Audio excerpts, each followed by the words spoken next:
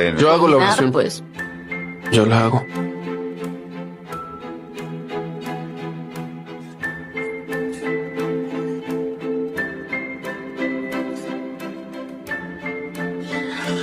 Querido Padre y Creador Todopoderoso,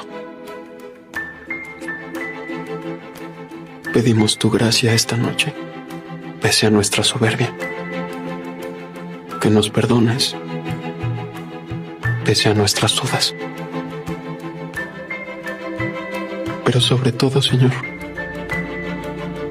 pedimos que tu amor nos serene en estas horas difíciles.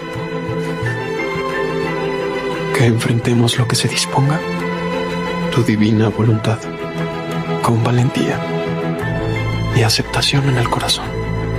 Amén. Amén.